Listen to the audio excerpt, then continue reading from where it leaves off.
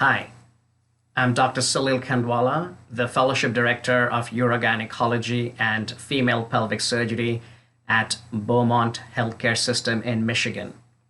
I'm also a certified yoga instructor from S. Vyasa University in Bangalore, India. I shall be talking to you today about yoga for COVID-19. I have broken this session down into the first part, which goes over a few slides discussing the pathophysiology of this particular viral infection and how yoga helps. Then we shall together do the poses, the breathing, and finally the deep relaxation. Before I begin, let me share a personal anecdote. Some of you who know me may find my appearance a little different. I've lost some weight, and of course, the long hair notwithstanding. A few weeks ago, as I was finishing seeing patients, I started developing a little cough. I didn't think much about it, put on a mask, and at that time, we were just hearing of this COVID-19 infection. So I went home, it was late, went to bed, and next day I was slammed. Severe body ache, fever, no appetite for the next 5 days, lost about 15 pounds. Got my test, and sure enough, it was SARS-CoV-2 positive, and I had COVID. I was shaken up a little bit, but then I isolated and quarantined myself. And while I was doing that, I did a lot of yoga, lot of breathing, lot of meditation, lot of chanting, and I think it helped me a lot overcome this illness. So I'm here to share my experience with you and as a physician explain the medical background, and as a yoga instructor, how can yoga help us? So without much ado, let us begin. So we know that this is a SARS-CoV-2 virus, which is spread by droplet infection, whether it's a cough or a sneeze. And there are two stages to it. The first stage is when it enters the nose and the nasal cavity, and the virus then resides in this area called the nasopharynx at the back of the nose, and then it starts spreading. And when it starts spreading, it basically can affect the taste, affect the smell, and that is when we start developing a fever, which is a normal pyrogenic response to an exogenous pyrogen such as a virus. And there's fever, there is severe body ache, and cough, maybe running nose. And most of us, recover from this stage. But then there are some who don't, and they go to stage 2, where the virus starts going down the trachea, the windpipe, and goes down to each of this bronchus, to the bronchus into those bronchioles, and finally ending up in the lowest part of the lungs called the alveoli. So the alveolus is the area where air exchange happens between the blood vessels and the oxygen. So this is a deoxygenated blood that comes in, the carbon dioxide is released, oxygen is taken up, and now it becomes oxygenated red blood that goes back to the body. So this is very important, that air exchange. But when the virus infection happens, the SARS-CoV-2 virus, it gets into the cell. And once it's inside our cell, it essentially hijacks the cell. It creates its RNA starts splitting, replicating, and forms several of these virus copies. But these virus, what happens, it's not the virus per se that causes the problem in the deep lungs, in the lower airways. It is our immune system, and it's called a cytokine storm. So the macrophages are the defense cells that go against these viruses, and they release these agents called the cytokines, and also called interleukins, so like IL-6, and these are anti-inflammatory agents. They in turn get and recruit more macrophages, producing more of these cytokines. And when there is an increased cytokine response, it actually acts against us. It works on these blood vessels and make the capillaries leaky. And when that happens, this beautiful lung, which is all air, you can see nice black lung, all air, now becomes opaque. It's almost as though it's drowning in its own fluid. And when that happens, there's not much air exchange. So one has to breathe even harder and harder and harder. And then the accessory muscles of breathing get involved.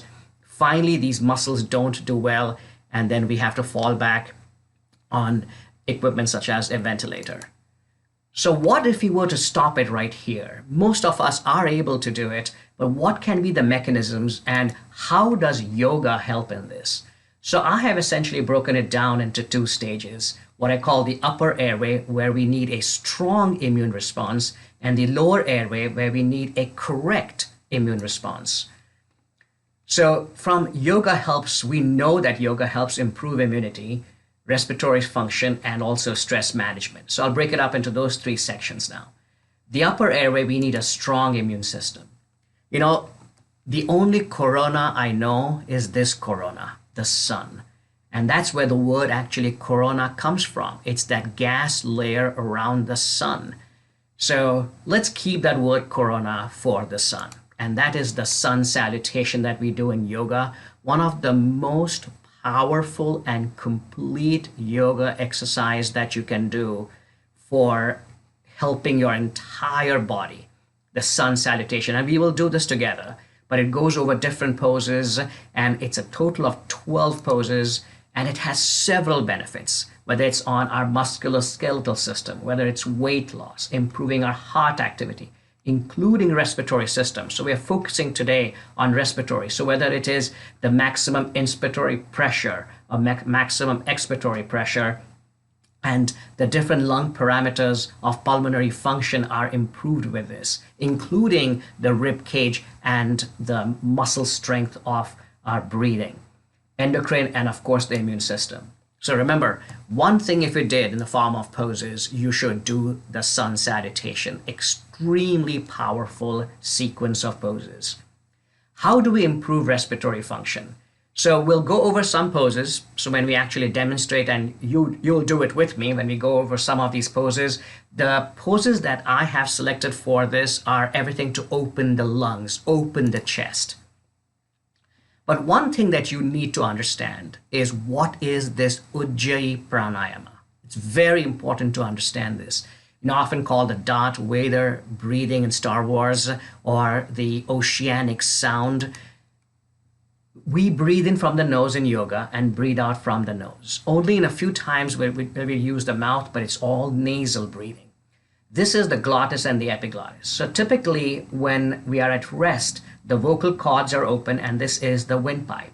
But if I'm whispering and talking to you in that manner, the vocal cords come together, and then it narrows it down. So when it narrows it down, it causes and it produces that whispering, that hissing sound. So this is how it is.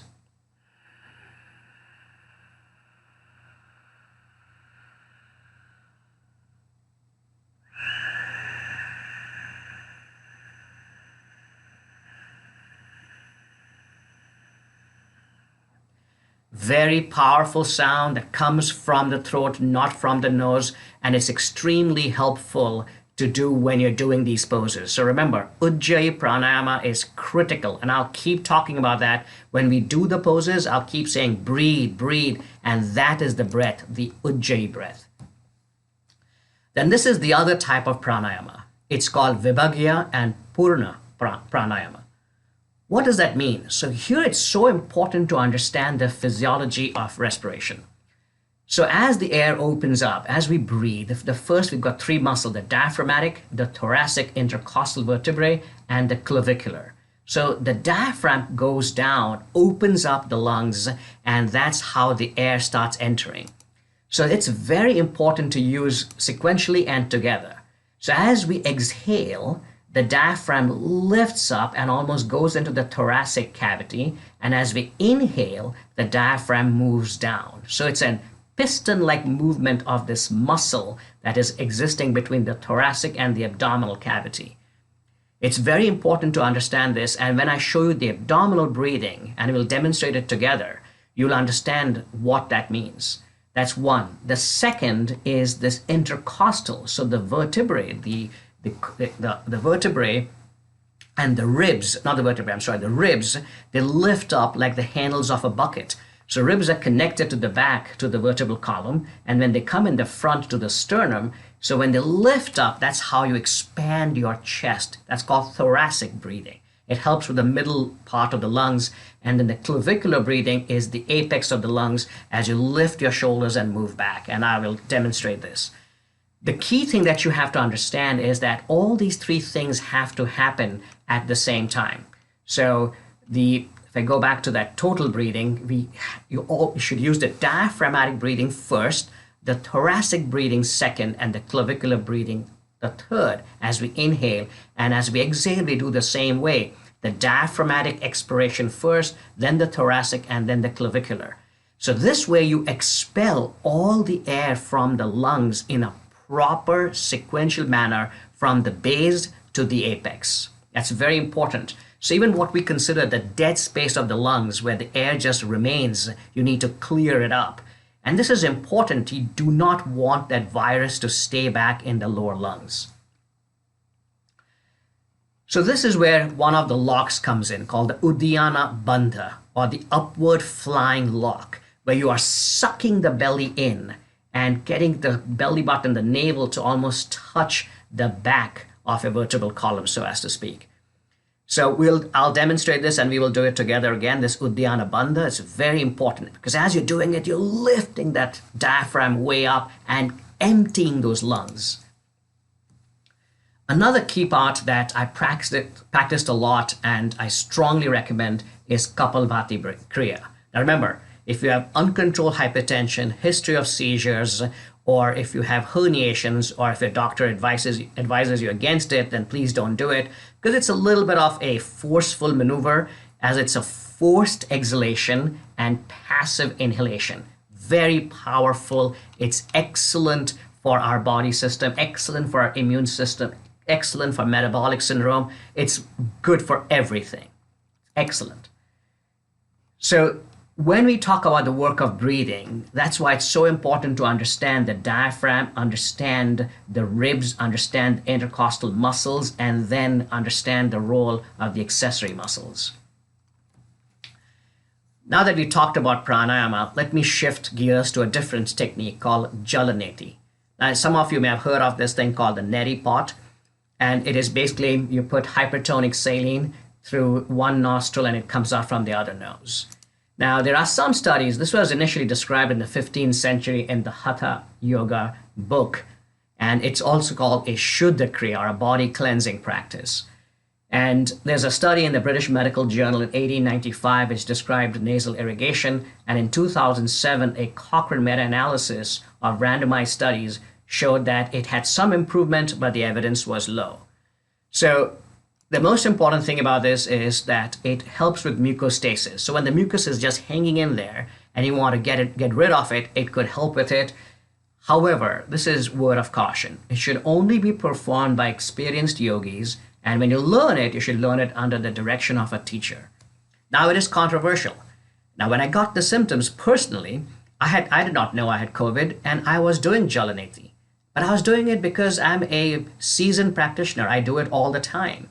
I don't know if it helped me or not, but I somehow feel it could potentially help with clearing up of the nasal cavity and the nasopharynx. But again, it's controversial. At the moment, I would suggest that if you have any nasal irritation or if you have nasal congestion, then try not to do it. But only do it if you are a practitioner of this particular kriya. Now let's talk about the lower airway. So the lower airway requires a correct immune system. And for that, we'll focus on breathing and what is this parasympathetic dominance and stress management. So now let me tell you about stress management that was initially described by Professor Hans Sely, from a Hungarian endocrinologist, who basically showed that there are three aspects of stress. So right now, if you're doing fine, you're at homeostasis, everything is good. However, now someone says there's a fire and you see a fire. So that incites the sympathetic response, or what's called flight and fright. And boom, your sympathetic activity goes up. But then once you run away and you see there's no fire, it should immediately come down. And if this does not happen and it goes on and on, that is when the problem happens. In this condition, well, we hear all these news, what's happening around us in this Johns Hopkins surveys. There is unrelenting stress. There is no reprieve, and that's when we get into trouble. That is when our biochemical stressors such as cortisol and insulin go up. We have oxidative stress and presence of something called reactive oxygen species. And when you have this ROS that goes up, it causes cellular damage and affects almost all our systems.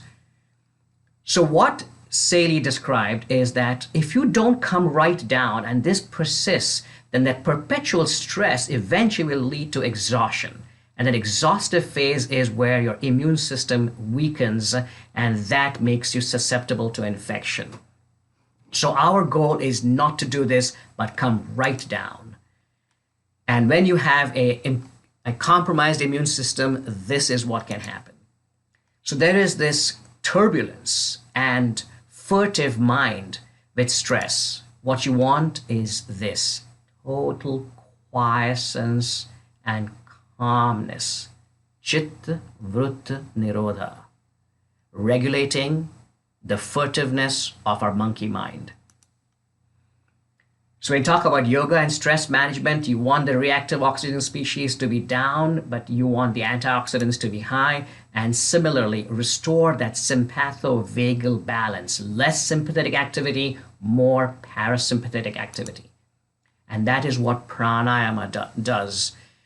When you inhale slowly and exhale even slower, you will realize that you stimulate the parasympathetic system and you decrease stress. The other thing that we will do together is Bhramari Pranayama, where you block the tragus of the ear and loudly say the sound.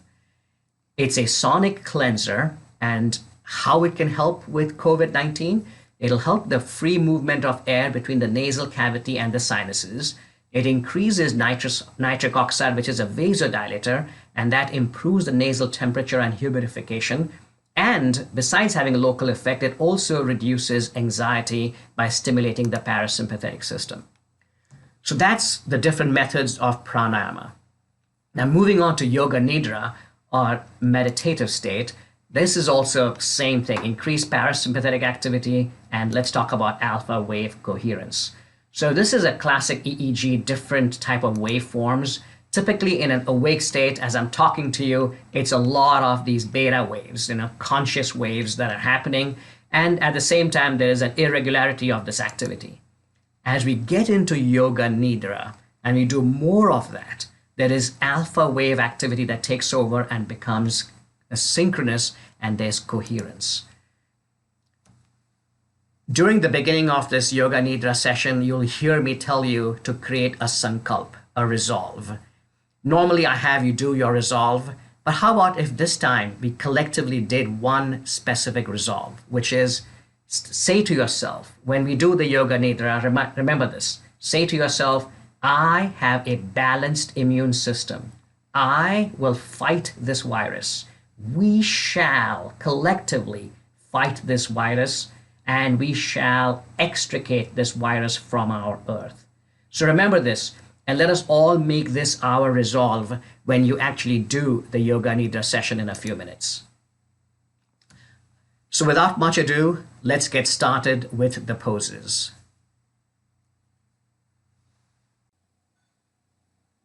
So come to sitting on your mat in any comfortable position that you prefer. Cross-legged, straight-legged, from the tailbone to head, you're sitting in one straight line. Cross-legged is Sukhasana or Padmasana. Palm to palm, thumbs touch sternum, eyes may remain closed in Anjali Mudra as we begin our session with our opening chant.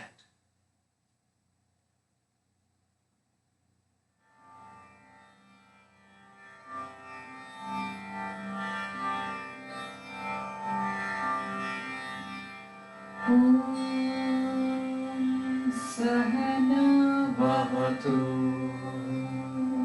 Sahano Bhunaktu Sahaviyam Karavavahe Tejasvinavadhitamastु mastu ma vidvishavahe. Om Shanti, Shanti, Shanti.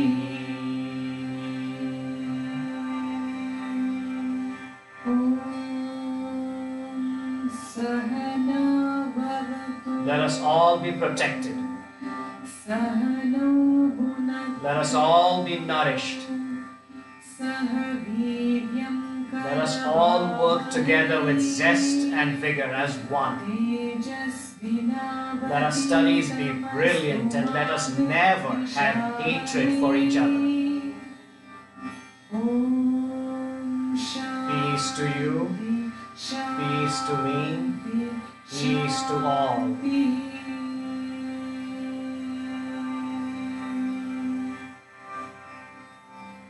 Om Sahana Bhavatu, Sahano Bhunaktu, Sahaviryam Karavavahe, Tejasvinavadhitamastu ma vidvishavahe. Om Shanti, Shanti, Shanti. So bring your hands down and now let's start cultivating that Ujjayi Pranayama. Remember I had explained in the slides, nose in, nose out, that victorious breath sound coming from the glottis, the back of your throat. So let's start doing that. Keep your eyes closed and start creating that deep inspiration and deeper expiration.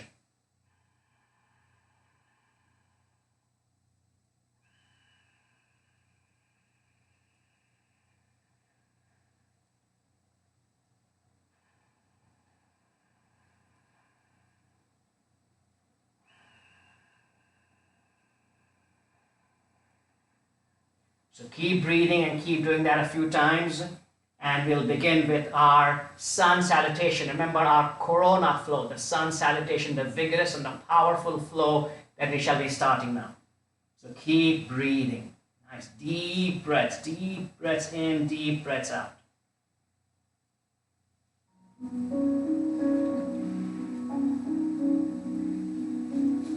And then slowly come to find yourself in the front of the mat and come to standing. Tadasana, mountain pose. Now let's begin. We'll do this slowly initially and then we'll do it one breath, one movement. Surya Namaskara sequence. First hands up. Inhale as you take your hands way up. Urdhva Hastasana. Get a nice stretch from side to side. Maybe a little back bend as you open up. Keep breathing. That nose in, nose out. That Ujjayi Pranayama.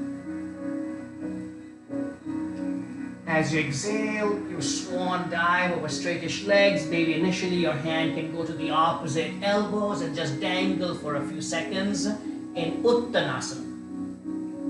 When we flow, this will be breath out.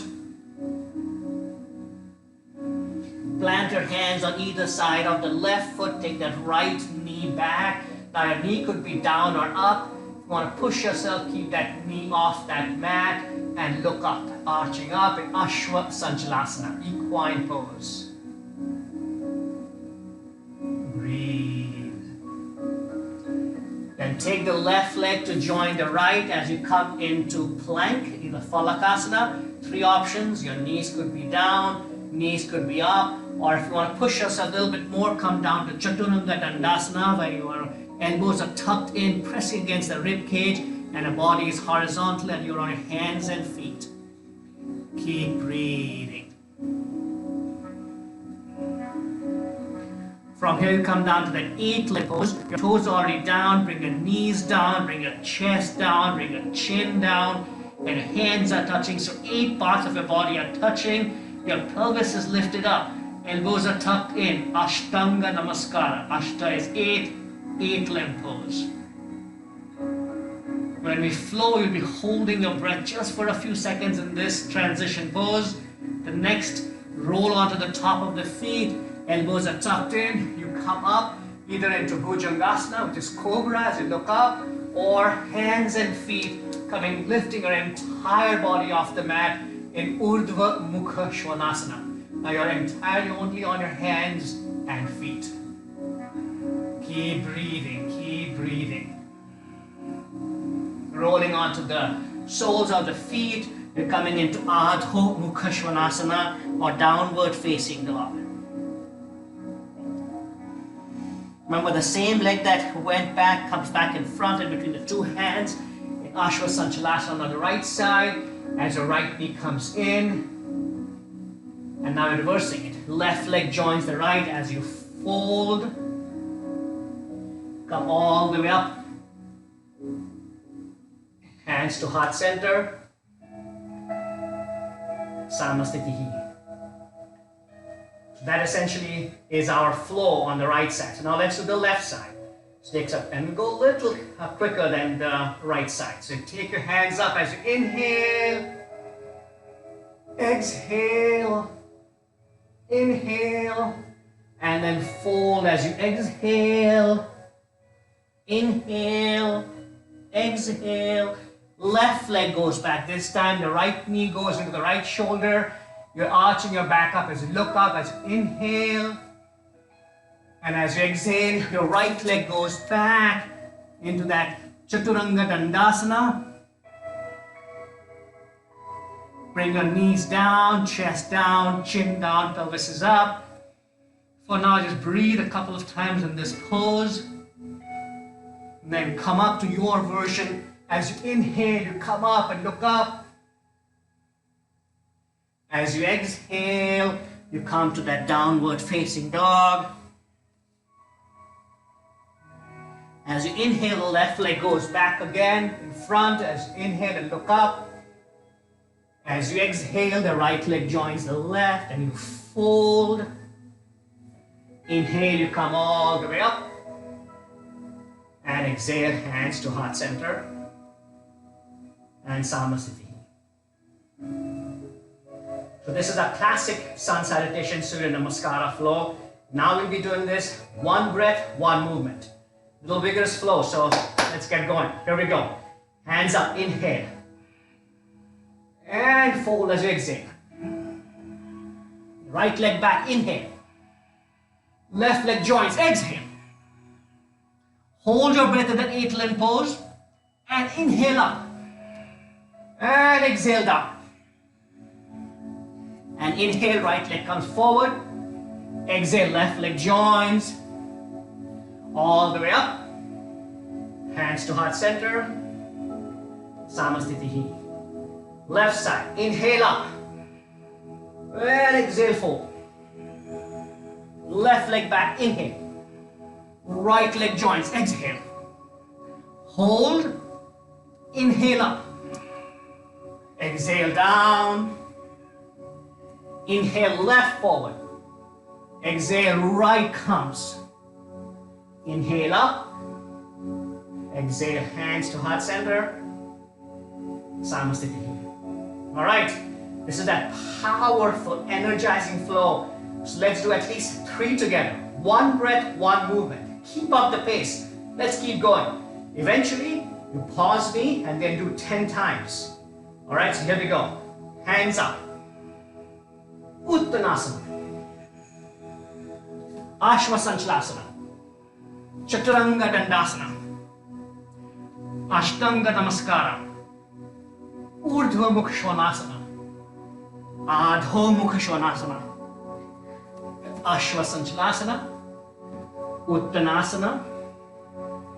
All the way up. Heart center. Samasthiti. Left side. Inhale. And exhale. Left leg back. Inhale. Right joints. Exhale. 8-limb pose. Hold. Inhale up. Exhale down. Left forward. Inhale. Right joints. Exhale. All the way up. Hands to heart center. Samasthiti. Good job. 2 more to go. Let's do it. Hands up. And fold. And right back. and left. Hold. Inhale. Exhale. Inhale right forward. Exhale left. Inhale up. Exhale. Samasthiti. Left side. And exhale. And inhale. And exhale. Hold. Inhale up. Exhale down. Inhale, hold. Exhale, fold. Inhale. Heart center. Samasthiti. Just one more to go. Here we go. I'll call out the breaths. You do the movements. Inhale. Exhale. Inhale. Exhale. Hold. Inhale up. Exhale down. Inhale. Exhale. Inhale. Exhale. Breathe, breathe, breathe. One last side. Inhale. And fold. Ashwasanchalasana. Chaturanga Dandasana. Ashtanga Namaskara. Inhale up. Exhale down. Left forward. Right joins. All the way up. Hands to heart center. Keep your hands there. Close your eyes and feel the palpitation of your heart against the fingers, the thudding. Now breathe and slow it down. Remember that parasympathetic stimulation I talked about? Activate it. Deep inspiration, deeper expiration.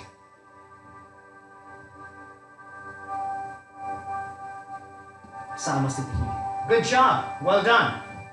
Now let's go to the second part. Come down to the mat. We will do an isometric relaxation technique. So lay down on the mat. And once you're on the mat, almost in Shavasana but not quite, your hands are beside you, your feet are together, and it'll start tightening up. So isometric relaxation technique, or IRT, tighten the toes, tighten the ankles, tighten the calf muscles, tighten the knees, tighten the thigh muscles, tighten your pelvic floor muscle, tighten the belly muscles, tighten your fists, tighten your forearms, your arms, tighten your face, tighten your eyes, tighten your chest, tighten, tighten, tighten, tighten, and relax and breathe. And notice how the belly rises and falls with each breath.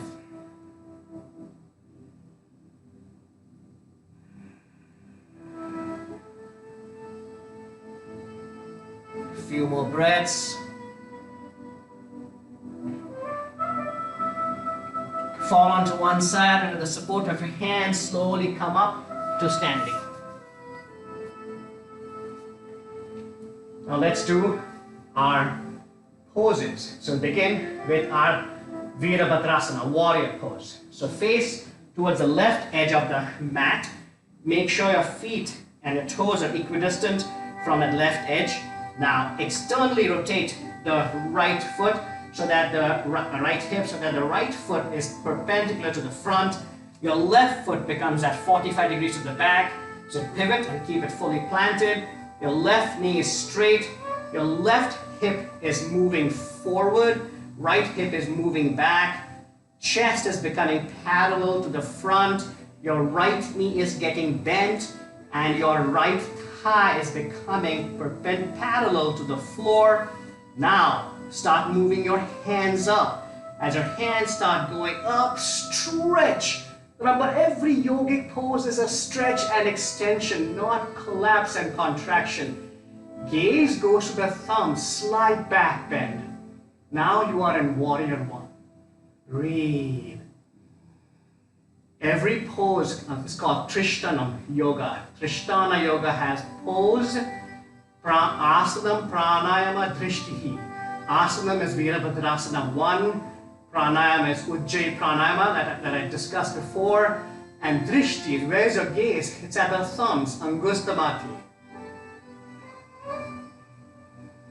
Advanced yogis can go lower and try to get that right thigh parallel to the mat and close your eyes. Last 2 breaths. Breathe. Bring hands to heart center. Take that left foot, make it parallel to the back. Your right foot remains perpendicular. Left hand goes behind, right hand comes in front, chest moves away from the front in Virabhadrasana to Warrior 2. Gaze is right hand, Hasta Gre Drishti. So see if you can increase the distance between the 2 feet and maintain that parallel of the thigh to the mat. Keep the left hand up, maybe last couple of breaths, close your eyes. Breathe. Chin is on top of the right shoulder.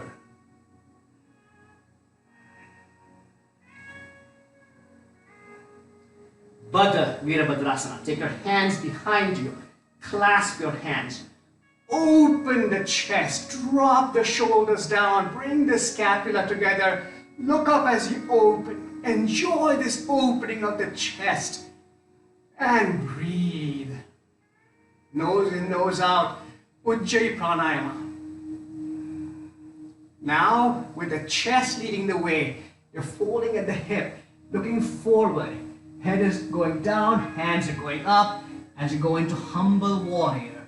And remember, it's all about extension, it's not collapsing. Come down and down, hands go up to the ceiling, head tries to go under the right thigh.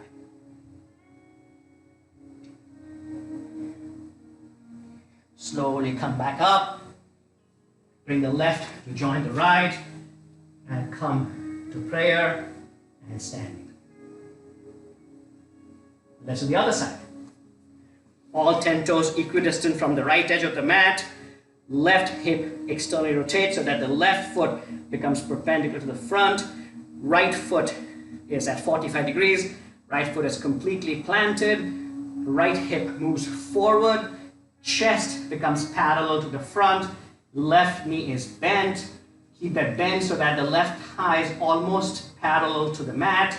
Raise your hands up and look at your hands and get a little back bend. Warrior 1 on the left side.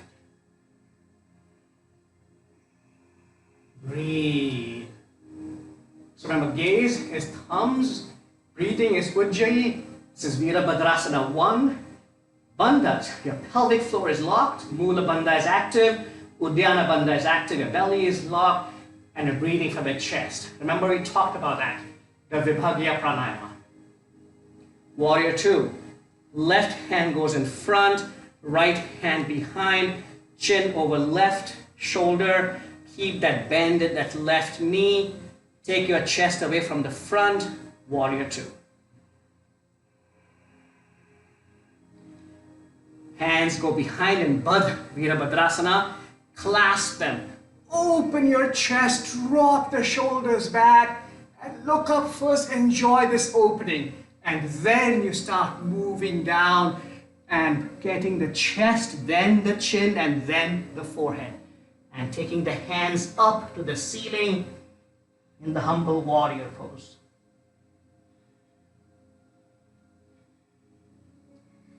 Slowly bring the hands down, come up, close the pose, bring the right leg to join the left.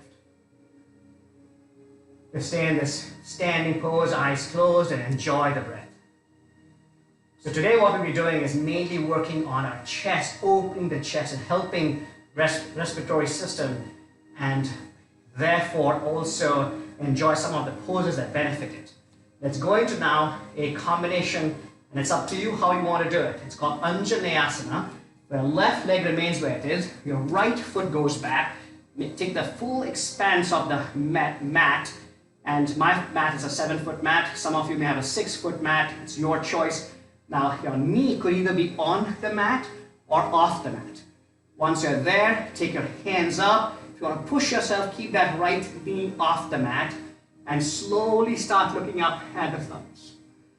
And breathe.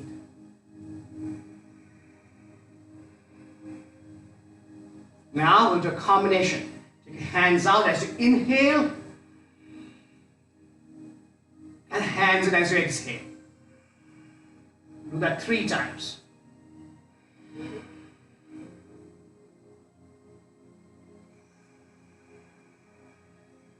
Coordinated movement.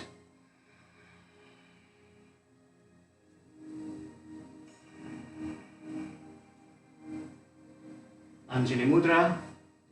Right leg joins the left and stand up. Same thing on the other side. Left leg goes back.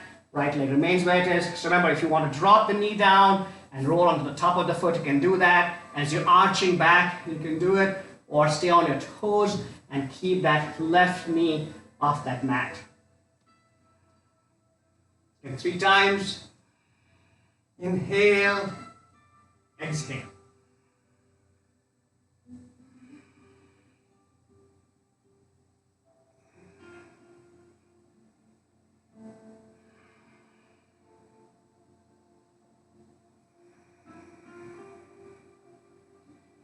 Hands to heart center.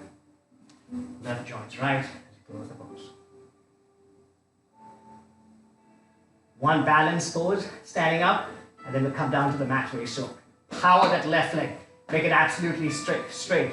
Bring the right foot up. Try to get it almost all the way into the perineum. Take away any air space between the right leg and the right thigh.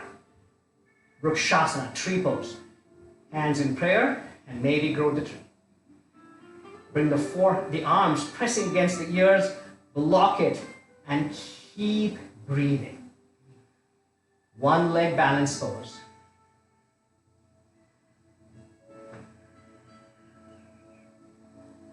Two more breaths.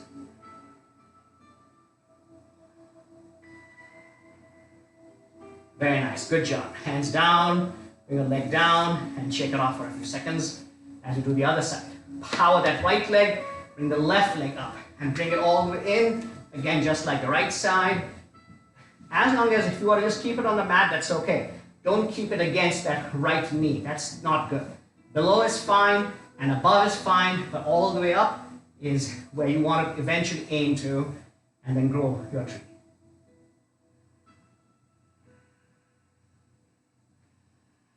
Stretch up.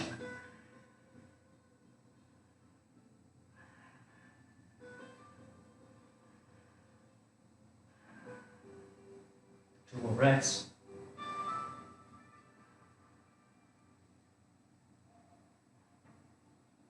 And bring your hands down, bring your left leg down, and shake it off. Now let's come down to kneeling. First, actually, let's come to sitting.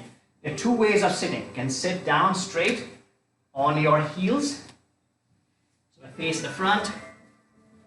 You're sitting on your heels, and that is Vajrasana. You're sitting upright. So again, tailbone to head, one straight line. Or Virasana, hero's pose. You bring in your butt in between the 2 heels, and you're sitting on the mat in between the 2 heels in the hero's pose. Now slowly come up, and let's do Ustrasana, or camel. There's some key points about the camel pose. Is when you go in a camel pose, when you come up, you want to be against a wall, for example, here.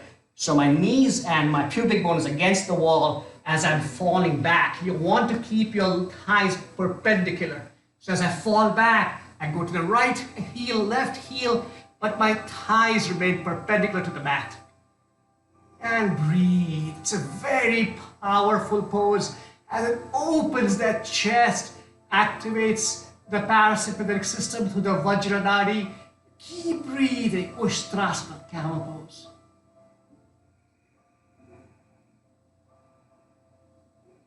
And slowly, with the support of your hands, come up. And see, the importance of that is that if you are not, and if you're falling back, and then you're getting the heels, it doesn't really help. So you go against the wall, you try to keep your thighs perpendicular. The other version, to open the chest again, is to come down to seated. You can come either into that Virasana, in between your legs, or Vajrasana. You're seated, and we're going in Sutta Virasana. So you're going down, go to the extent that you can. Maybe this is it. Maybe go a little bit more. Maybe the elbows. Or maybe if you can, completely get down. Your head is down on the mat, completely laying down, your hands on top of your legs, and open that chest. This is excellent for our lower limbs. At the same time, there is a energy channel in our ankles called the Vajra Nadi, which is being stimulated and stimulating the Sushumna Nadi through the Sahasrara Chakra. It is helping the Kundalini start moving up. Get a good, nice stretch for a few more seconds, and you can lay in this pose as long as you want on your own. Slowly, with the support of your hands, come up and transition straight onto your belly. We'll go into Dhanurasana, or bow pose. Now, if you cannot do it, you just put your hands beside you and just come up into Cobra.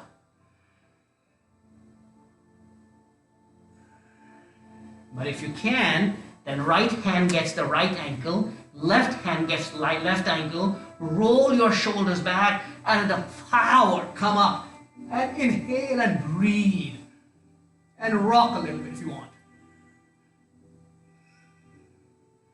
Breathe, breathe, breathe, 2 more seconds.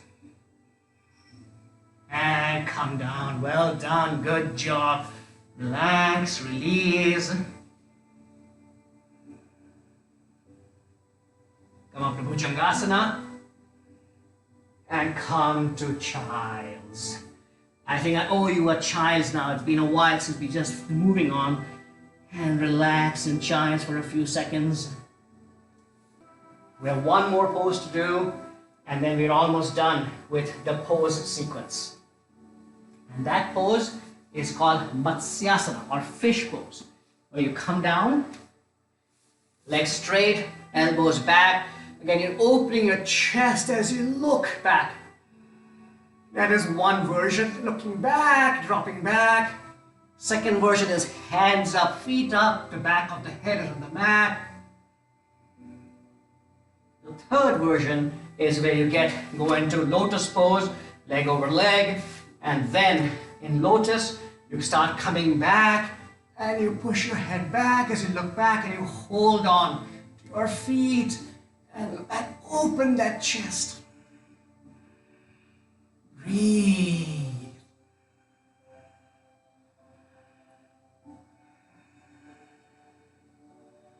And release, and slowly fall onto one side and come up to seated. So these are some of the poses that you can do to help open up the chest. Of course, there are so many more, but this is a good flavor, something to begin with. But what I would absolutely encourage you to do is the sun salutation, the Surya Namaskara, from 5 to 6, ultimately going to 10 and then beyond. So come to seated now as we get into our breathing now, which is very important.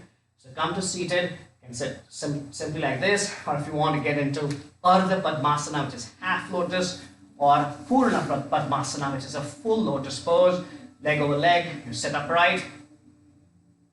And remember, I talked about that Kapalbhati Kriya. Now remember, if you have hernias, uncontrolled blood pressure, or seizures, or any of the medical conditions, be careful to do this. But it's a very, very powerful sequence because it's a forced exhalation. So it releases the air from the lower part of the lungs. Remember, I mentioned that residual air, it'll take it away. So it's key to do that. So if you see my belly, forced exhalation.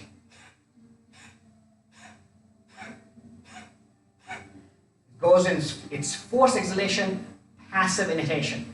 Do it 1 time a second, and this is very well documented by Dr. Sellis. And once you do this, then at the end of a minute, you will realize a sequence called Kevalam Kumbhaka, which is involuntary cessation of breathing, which is getting you to the 8th, just giving a flavor of the 8th limb of Ashtanga Yoga, which is Samadhi. No breath at that time. So let's begin. But before I do that, let me just drop this music down even further.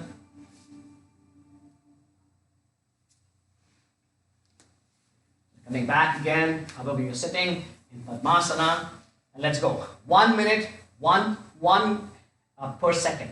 And go at your pace. If you're tired, just don't keep doing this. Hands could be in chin mudra. So here we go.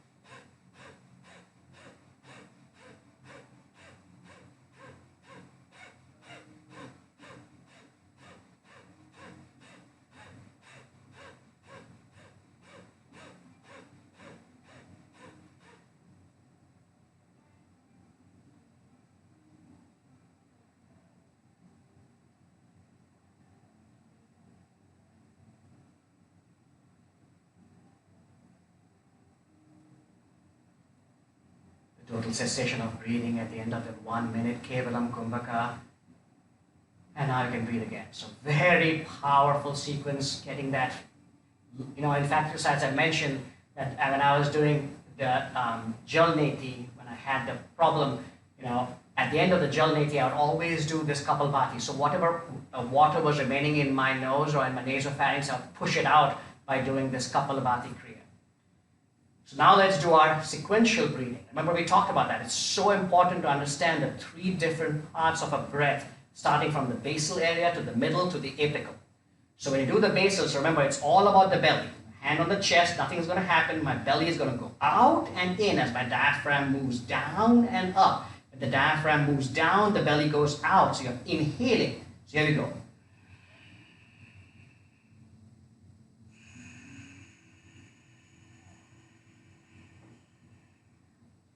In fact, to understand that, let's do that Uddiyana Bandha, that belly lock, which is the upward flying lock. So you're basically sucking that belly in, so that means your belly button is almost going to the back. So here, as you exhale, you do that. You inhale, you exhale, and start drawing the belly in. Draw it in more. Completely.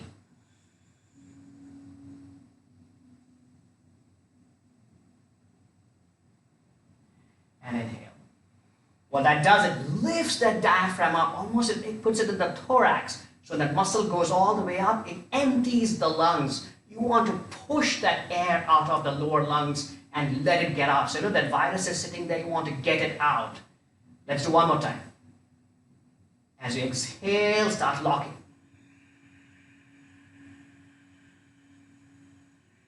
Suck it in.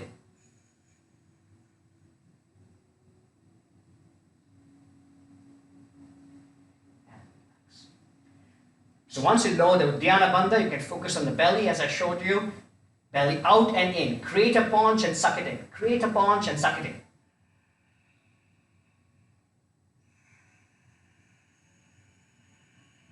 All belly.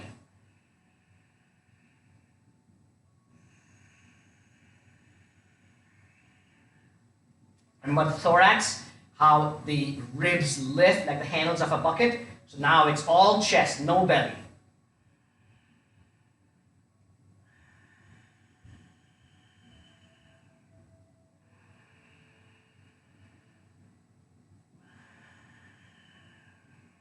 There are some mudras associated with this. So if you are in chin mudra, thumb to index finger, that's with the belly breathing, then it's the 3 fingers rolled in, that's a chinmay mudra, that's for the thoracic breathing. Adi mudra, the thumb is inside, the fingers are on top, that's your shoulder breathing, the clavicular breathing.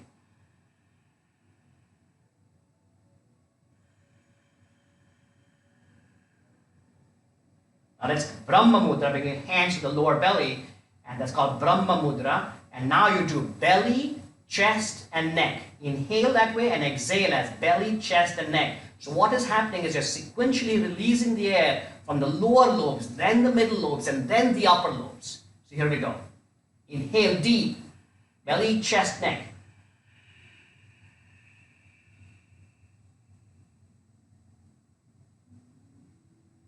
And exhale.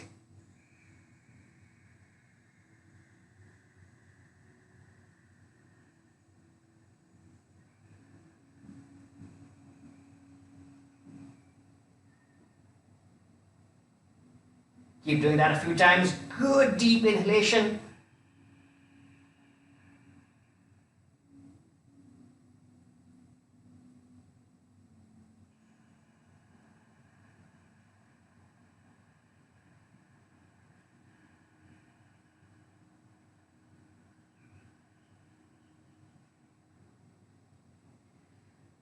Keep your eyes closed, keep breathing. Remember, this breath is stimulating the parasympathetic system and its sympathovagal balance is being restored. So you keep that breath going, and I'm going to create a situation of turbulence. So you keep breathing. Nose in deep, nose out deep. Close your eyes, just listen to what I'm saying. So you're rowing a boat. You're alone in the boat, you're rowing yourself, you can see the shoreline, it's a little far, but you're almost getting there. You had heard that the weather is going to become inclement, but not so soon and so suddenly, and it starts happening. Dark clouds start coming over, it becomes so pitch dark, you cannot even see your hands in front of you rowing this boat. The water becomes turbulent and choppy. But you keep breathing, you keep rowing, keep the stress level down.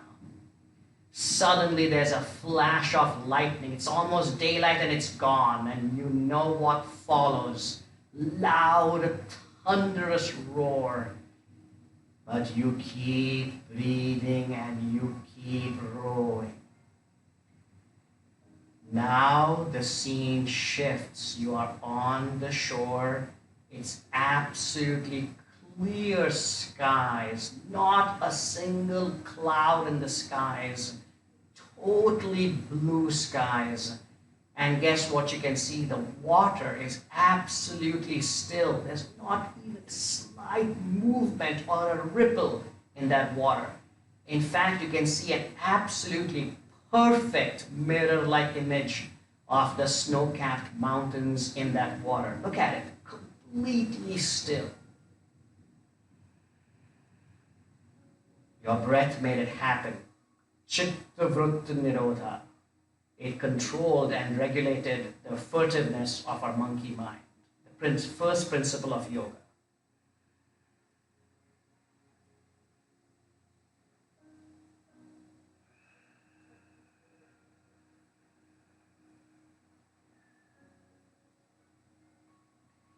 Let's do a Bhramari Pranayama, which is that sound that I told you, and how the benefits of that sound are very powerful. You cannot fall asleep, just do this and within minutes you'll be asleep. So thumbs, press the tragus into the ear, you block it off completely, your fingers are resting on the face, and you loudly say the word chant, the m sound. It'll vibrate within.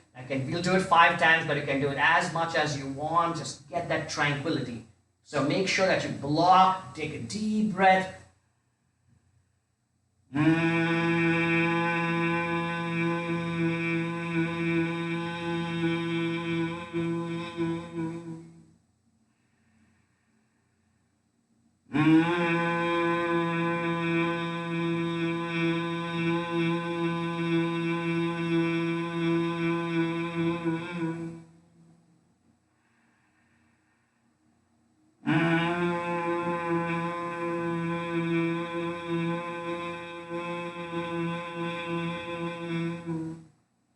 Keep going. Take a deep breath.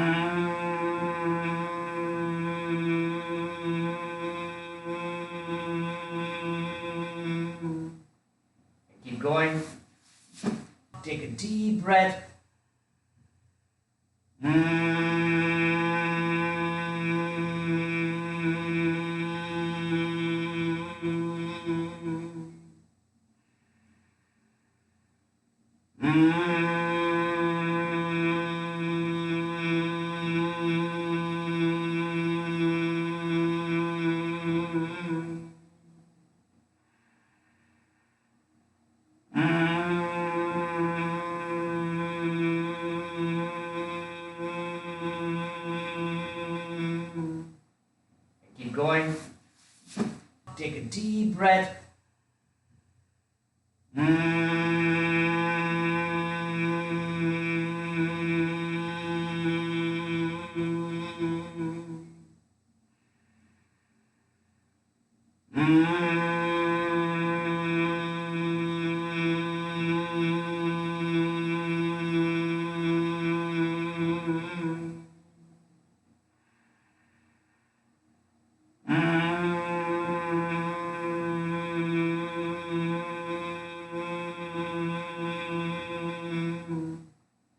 Keep going. Take a deep breath.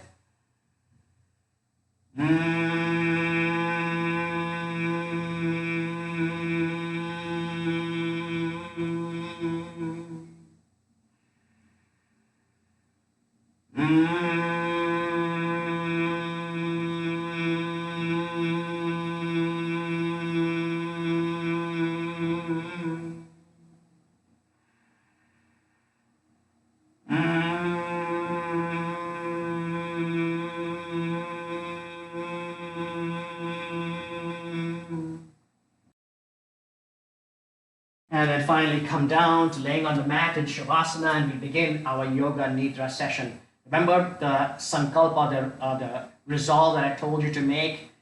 I have a very good immune system. I will fight this virus. We will collectively fight this virus, and we will extricate this virus from this earth. Shavasana, feet fall apart, hands fall apart. Prepare for Yoga Nidra.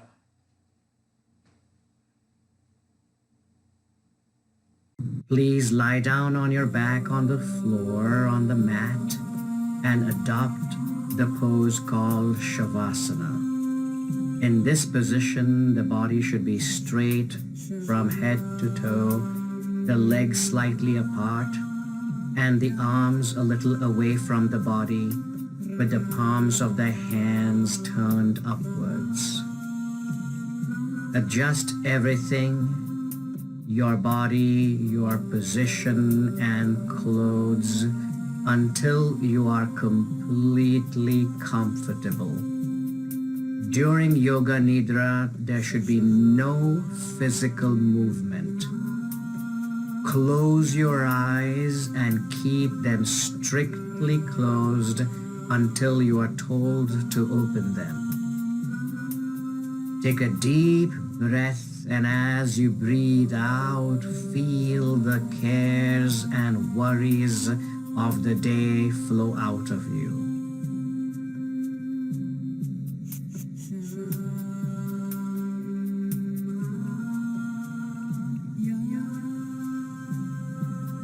During Yoga Nidra, you are functioning on the levels of hearing and awareness. You must not try to intellectualize or analyze my instructions, as this will disturb your mental relaxation. Simply follow the voice with total attention and feeling. And if thoughts come to disturb you from time to time, do not worry. Just continue the practice. Allow yourself to become calm and steady when you are doing the practice. Remember, do not fall asleep.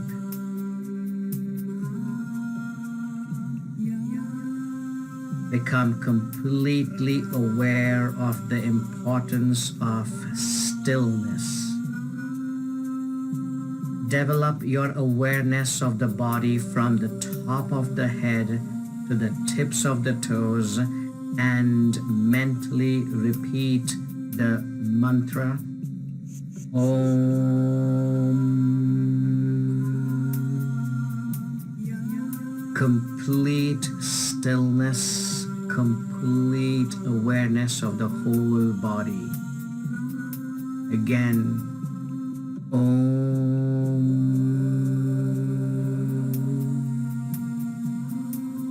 Continue your awareness of the whole body and say mentally to yourself, I am aware.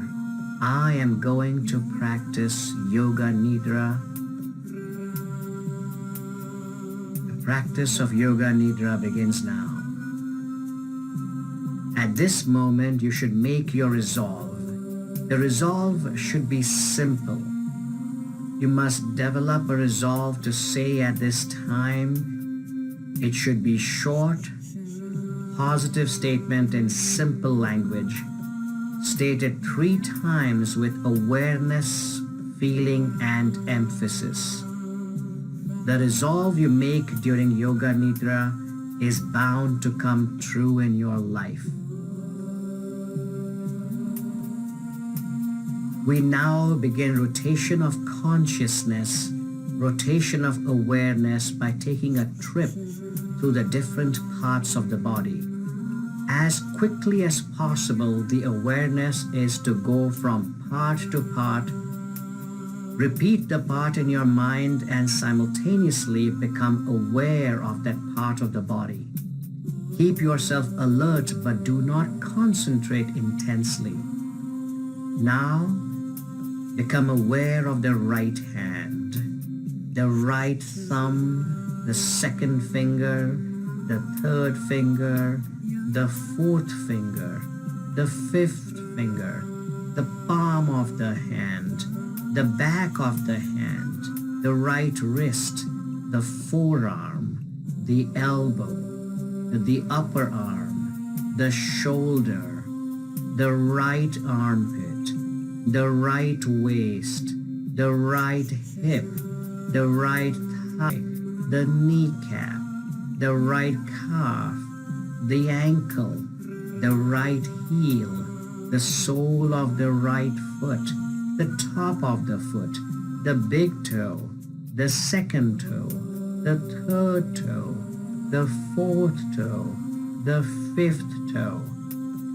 Now become aware of the left side, the left thumb, the left second finger, the third finger, the fourth finger, the fifth finger, the left palm of the hand, the back of the hand, the left wrist, the left forearm, the left elbow, the upper arm, the shoulder, the armpit, the left waist, the left hip, the left thigh, the kneecap, the calf muscle, the ankle, the heel, the sole of the left foot, the top of the foot, the big toe, the second toe, the third toe, the fourth toe, the fifth toe.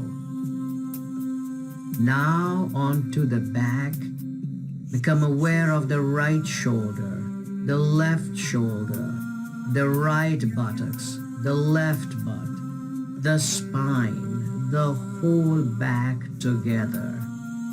Now let's go to the top of the head, the forehead, both sides of the head, the right eyebrow, the left eyebrow, the space between the eyebrows, the right eyelid, the left eyelid, the right eye, the left eye, the right ear, the left ear, the right cheek, the left cheek, the nose, the tip of the nose, the upper lip, the lower lip, the chin, the throat, the right chest, the left chest, the middle of the chest, the navel, the abdomen, Now let's focus and bring our awareness to the entire right leg, the entire left leg, both legs together, the whole of the right upper limb, the whole of the left upper limb, both upper limbs together, the entire back, the entire spine, the shoulder blades, the entire front, the abdomen, the chest, the back and the front together, the whole of the head, the whole body together, the entire body together. Please do not sleep. Total awareness, no sleeping, no movement. The body is on the floor. Become aware of your body lying on the floor. Bring your awareness to your breathing. Become aware of your breath. Feel the flow of your breath in and out of your lungs. Now notice your abdomen. Notice how your abdomen rises and falls with each breath. It rises as you inhale and it falls as you exhale. Now start counting your breaths backwards from 10 to 1. 10 navel rises, 10 navel falls. 9 navel rises, 9 navel falls. 8 and keep counting.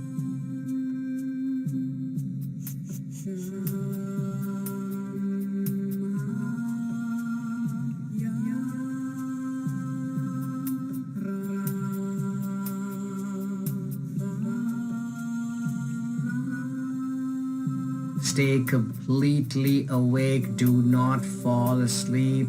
Total awareness. Don't lose your count. Once you have finished counting, bring your attention to your chest. Notice how your chest expands as you inhale and collapse as you exhale.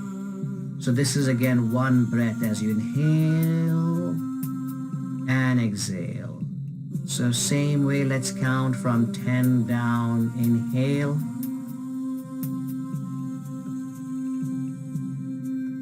Nine, inhale.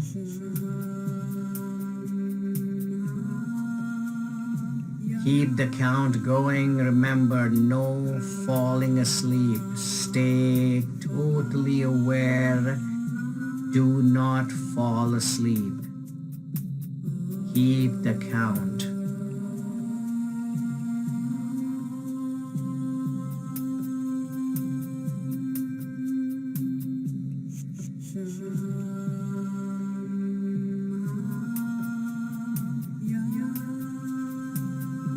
Once you have finished the count, then relax your chest and focus on your nostrils.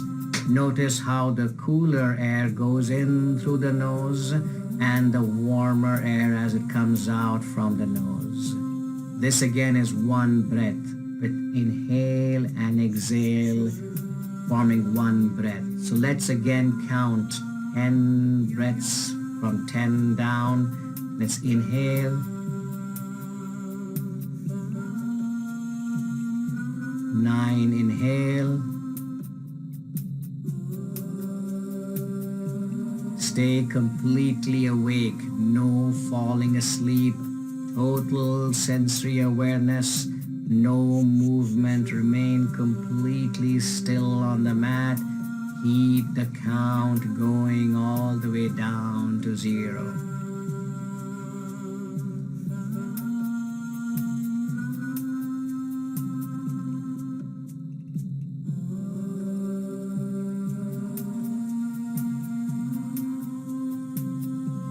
Once you have finished your count, Leave your breathing alone and let's now focus on visualization. A number of different things will be named and you should try to develop a vision of them on all levels. Feeling, awareness, emotion, imagination as best as you can. If you are able to find this vision, your relaxation is complete for the time being. So let's begin. Burning candle, burning candle, burning candle. Endless desert, endless desert, endless desert. Egyptian pyramid, Egyptian pyramid, Egyptian pyramid. Torrential rain, torrential rain, torrential rain. Snow-capped mountains, snow-capped mountains, snow-capped mountains. Birds flying across a sunset, birds flying across a sunset, birds flying across a sunset. Red clouds drifting, red clouds drifting, red clouds drifting. Stars at night, stars at night, stars at night. Full moon, full moon, full moon. Waves breaking on a deserted beach, waves breaking on a deserted beach, waves breaking on a deserted beach.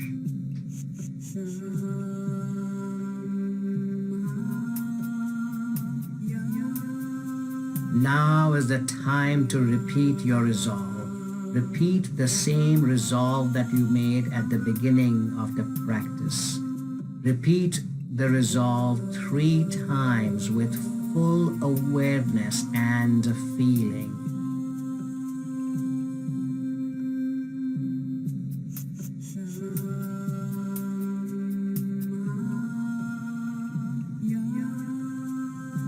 Slowly become aware of your natural breath. Become aware of your surroundings. Become aware of the fact that you are laying on a mat and mentally in your mind say, Om.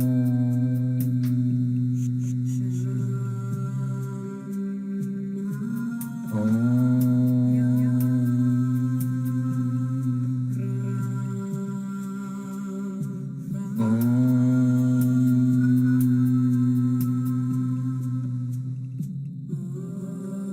Slowly become aware of your entire body.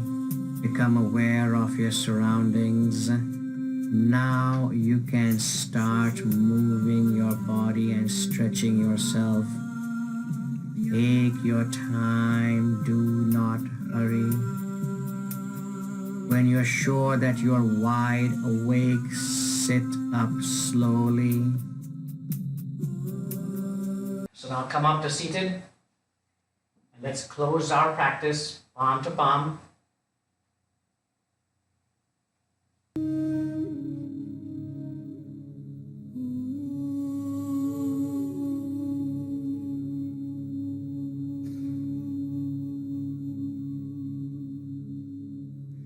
Triambakam yajamahe sugandhim pushtim पुष्टिवर्धनम् उर्वारुकमिव बन्धनान् मृत्योर्मुक्षीयममृतम्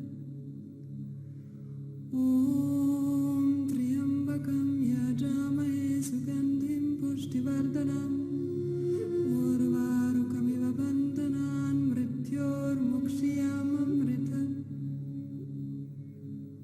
ॐ त्र्यम्बकं यजामहे सुगन्धिं पुष्टिवर्धनम् उर्वारुकमिव बन्धनान् मृत्योर्मुक्षीयममृतम् ॐ शान्ति शान्ति शान्ति